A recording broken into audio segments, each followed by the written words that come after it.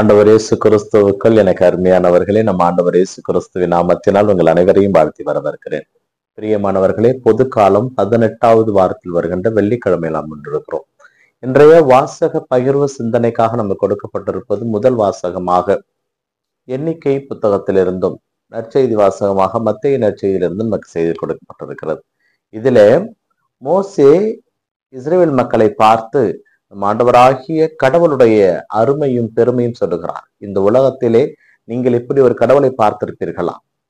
இந்த கடவுள் தன் மக்களை அடிமைதனத்திலிருந்து மீட்டு அவர்களோடு உடன் நடந்து அவர்களுக்கு என்ன தேவையோ அனைத்தையும் கொடுத்தார். தான் கடவுள் என்பதை உங்களுக்கு மேகத்தின் வழியாக பேசி தன்னுடைய குரலை உங்களுக்கு காண்பித்தார். நெருப்பின் வடிவிலே பேசி உங்களுக்கு தன்னை மெய்ப்பித்தார். இப்படிப்பட்ட ஒரு கடவுள் நம்மோடு கூட இருந்து நம்மை வழிநடத்தி கொண்டிருக்கிறார். அப்படிப்பட்ட அந்த கடவுளுடைய அன்பு மக்களாக வாழ்வது நமக்கு பெருமை. ஆனால் அந்த கடவுளை நீங்கள் முழுமையாக ஏற்றுக்கொள்ள வேண்டும். அந்த கடவுளுடைய பெயரால் நான் உங்களுக்கு சில நீதிகளையும் நியமங்களையும் கொடுக்கிறேன். அதை நீங்கள் பின்பற்றுங்கள். நீங்கள் பின்பற்றி உங்கள் பிள்ளைகளுக்கு சொல்லிக் கொடுங்கள். அதனால்தான் அப்படி செய்தால்தான் உங்களுடைய வழித்தோன்றல்கள் நம் கடவுளாகிய ஆண்டவரை அறிந்து கொள்ளும்.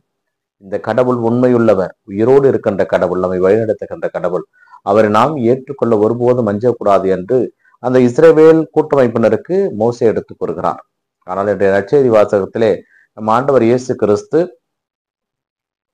எப்படி இறைவனை நாம் பெற்றுக்கொள்ள முடியும் என்பதற்கு எளிய வழியை சொல்லிக் கொடுக்கிறார். தன்னை பின்பற்ற விரும்பும் எவரும் தமது சிலுவையை சுமந்து கொண்டு தன்னை பின்பற்றட்டும்.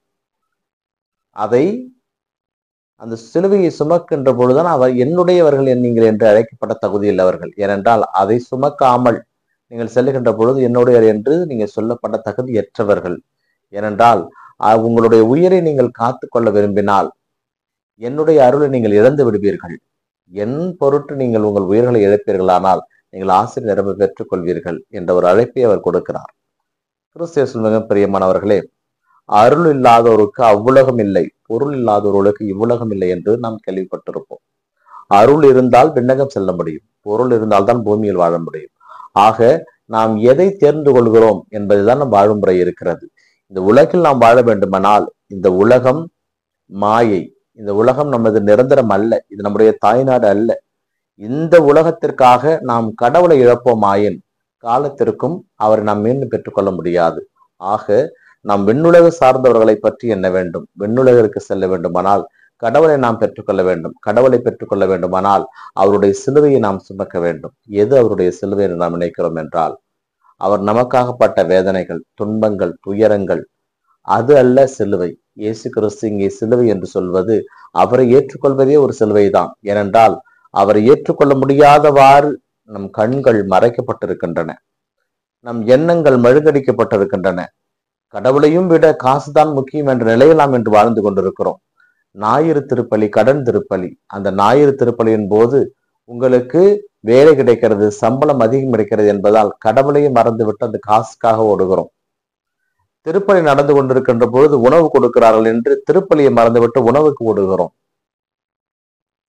கடவுள் நம் கண்முன்னே இருக்கின்ற பொழுது ஏதேதோ தேவையில்லாத பொருட்களை நாடி தேடி ஓடிக்கொண்டிருக்கிறோம். இந்த சூழ்நிலையில் தான் இயேசு கிறிஸ்து நம்மை பார்த்து கொள்கிறார். என்னை பின்பற்ற விரும்பும் எவரும் தமது சிலுவையை சுமந்து என்று நம்மை கேட்கிறார். அவருடைய சிலுவை என்பது வலிகளையோ வேதனைகளையோ துன்பங்களையோ அல்ல. இயேசு கிறிஸ்துவை ஏற்றுக்கொள்வது, உண்மையாக ஏற்றுக்கொள்வது, அவருக்காகவே வாழ்வது, அதுதான் சிலுவை. அந்த சிலுவையை நாம் தாங்கிக் கொள்வோம் என்றால் விண்ணக வீடு நமக்கு சொந்தம்.